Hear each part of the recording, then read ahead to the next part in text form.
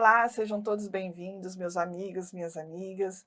Hoje estamos aqui com um cenário novo, luz nova, para falar de um tema muito importante para todos vocês. Vamos falar do Outubro Rosa, esse mês aí que vem conscientizar sobre a prevenção do câncer de mama. E para fazer essa tarefa tão nobre, eu trouxe aqui uma convidada muito especial, que é a Camis. Ela vai trazer um pouquinho da sua experiência, do seu relato, na verdade da sua vivência, né, sobre esse tema. Peço para que vocês assistam com muito carinho, para a gente poder refletir aí sobre o tanto que é importante essa prevenção e esse convívio familiar na tratativa do câncer de mama.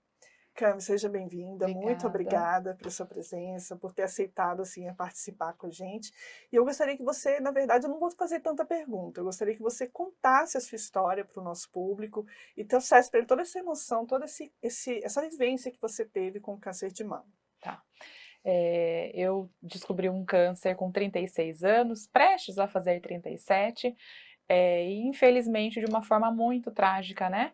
Meu esposo era caminhoneiro, trabalhava com caminhão, e ele sofreu um acidente fatal na empresa dele, e vieram me dar a notícia e eu caí no chão, né? Porque a gente não espera receber. Ele me deu um beijo às 6 horas da manhã e 7h10 a empresa estava na porta de casa. E quando chegou, eu falei: aconteceu algum acidente? Porque a empresa não vai vir até a sua casa. Uhum. Eles ligam, né? Se precisa de alguma coisa. E eu já fui falando, né? Aconteceu um acidente. Aonde está o caminhão? Vamos lá para o local que eu quero ir também. E daí me falaram que tinha sido fatal e que a área estava isolada, que era melhor eu não ir até o local, e não tinha como sair de casa. E eu caí no chão, me desesperei. E quando eu me recobrei os sentidos, eu coloquei a mão no peito. E fiz assim: meu Deus, né? O que é isso que está acontecendo? E nesse momento eu senti um caroço no Nossa. seio, bem em cima, como se fosse a pontinha do meu cotovelo, bem duro mesmo. Eu amamentava, a gente tinha um bebê de 1 ano e 10 meses, e eu imaginei que era o leite empedrado, né? A vida inteira eu ouvi de vó falando assim: não conta notícia muito brusca para uma grávida, Uhum. porque ou seca ou empedra o Uhum. leite, né? E na hora eu pensei que fosse o leite empedrado, mas eu sempre fui muito racional, né? Precisava resolver a situação do Vitor e não pensar no caroço. Lógico que a gente, hoje, né, eu bato muito nessa tecla que a urgência do tratamento salvou a minha vida. Uhum. Mas na hora em si, eu não pensei nisso. Resolvemos tudo o que precisava, e com 10 dias esse caroço não sumiu, né? Nossa. No dia do acidente e no outro dia eu pouco amamentei, por conta de tudo que precisava, e daí o nenê ficou com a babá, uma ajudante nossa, e daí encheu mais ainda o peito, né? Ficou com mais caroços, mas aí sim era de leite, e eu já percebia a diferença, mas Uhum. não queria acreditar que pudesse ser alguma coisa. Com 10 dias, os outros caroços sumiram e aquele não. E daí eu procurei ajuda médica, uma médica amiga nossa da família, e daí começamos a investigação. Falou: não, não é nada, você é muito nova, tá amamentando, que é indicação, né, do Ministério amamentar, que isso ajuda a prevenir o Uhum. câncer de mama. Mas daí fiz ultrassom, do ultrassom já pediram biópsia com urgência, colhemos a biópsia, ficaria pronta em 15 dias e ficou pronta em 24 horas. Nossa. E eu falei: eu tô morrendo, Uhum. né, porque se até os médicos estão com pressa do diagnóstico, a coisa é muito grave. E isso eu falo muito, muito, muito, muito quando a gente está conversando com as mulheres nas rodas, principalmente no Outubro Rosa, nas palestras. Não deixe para depois, né? Eu poderia ter falado assim: agora eu vou me permitir viver o luto e depois eu penso nisso, né? Uhum. Mas não, eu precisava estar viva. Minhas crianças tinham acabado de perder o pai. E daí aquela luta pela sobrevivência me causou Uhum. uma urgência de saber o que era, e quando descobri também a urgência de tratar. Então eu falo, não é caçar problema, não é procurar pelo em ovo, mas é sentiu alguma coisa diferente, vá atrás. Se não for nada, glória a Deus. Mas se for, a chance de sobrevida é muito maior, né? Eu tô aqui Uhum. 2 anos depois para contar a história, porque eu fui atrás, né? Eu Uhum. corri atrás disso, eu fui procurar. E daí nós demos início a todo o tratamento, né? Viúva e com 2 crianças. Nossa, que barra. Mas a gente conseguiu um apoio muito grande. Gerou-se uma comoção muito grande, na verdade. Eu não tenho pai e mãe vivos, mas eu tenho amigas, eu tenho 39 anos, eu tenho amigas de 39 anos. E a Bíblia fala, né, que existem amigos mais chegados que um irmão. E foi essa minha família, o meu irmão, minha cunhada mora no mesmo prédio que eu, mas eu criei uma rede muito grande, tanto no Instagram quanto dos amigos. Eu tenho 2 amigas que são de 39 anos de amizade, nós temos um grupo de 5 que é desde o primário. Então as famílias são amigos, os filhos são amigos hoje, e virou minha rede de apoio. Precisava ir para o hospital, uma ficava. Internei, ficou um dia na casa de um, depois foi para a avó, e daí foi ficando. Mas uma rede mesmo, apoiando, porque o começo do tratamento é muito difícil, muito pesado, né?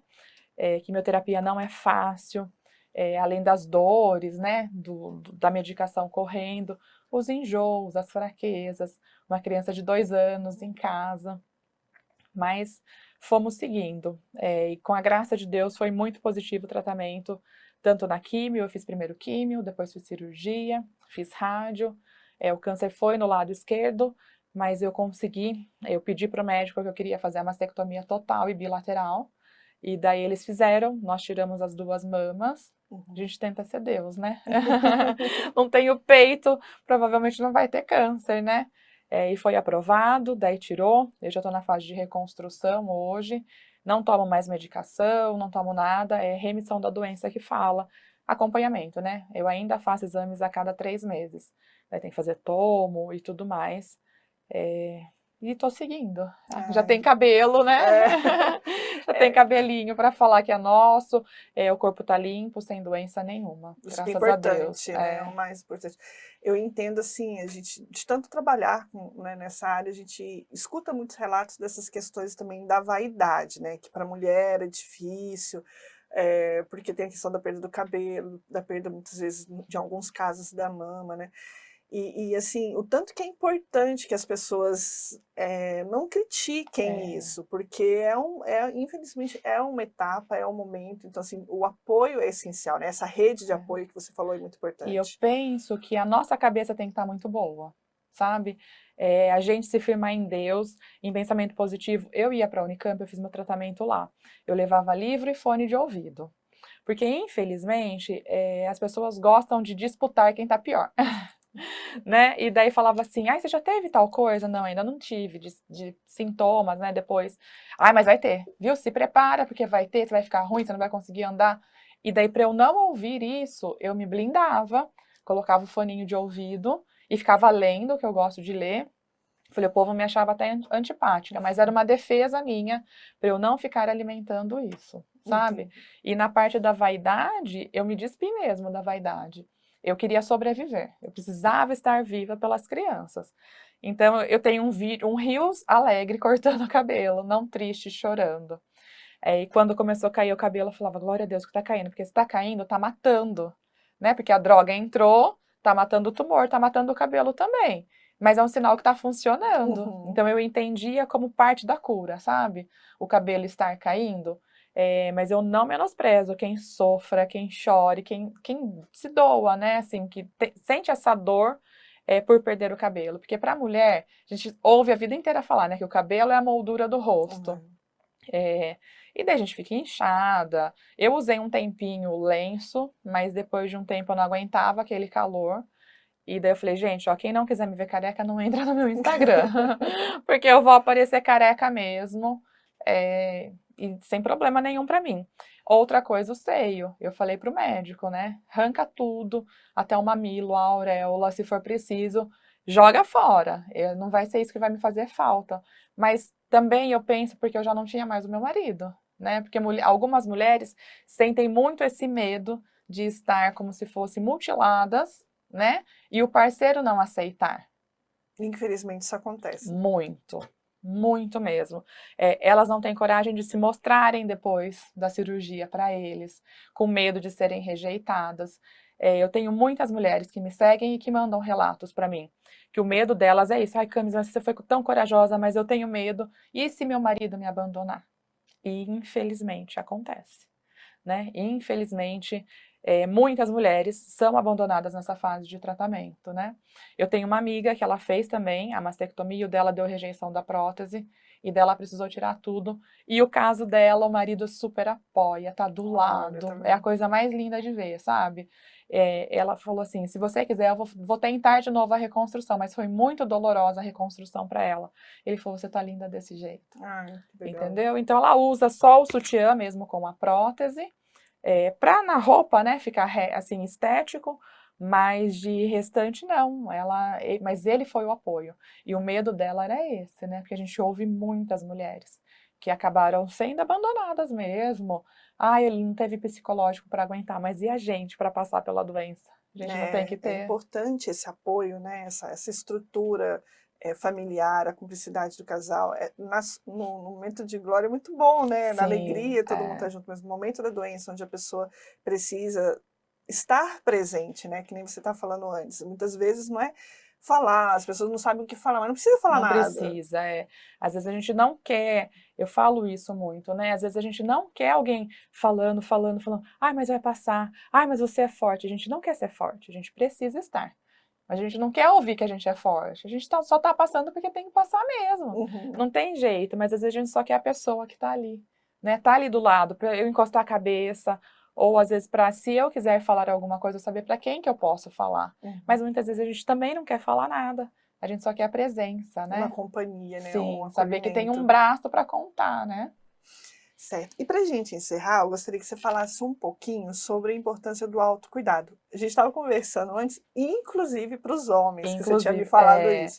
Então, se sim, você puder falar um pouquinho disso. eu falo muito nas palestras sobre o autoexame. Eu mesmo não fazia, né? Eu estava com os meus exames ginecológicos todos em dia, porque tinha acabado não, 1 ano e pouco que eu tinha o neném, mas assim, Papa Nicolau, até o exame da mama quando a gente vai na Uhum. consulta, mas eu falo isso muito. 1 ano é muito tempo.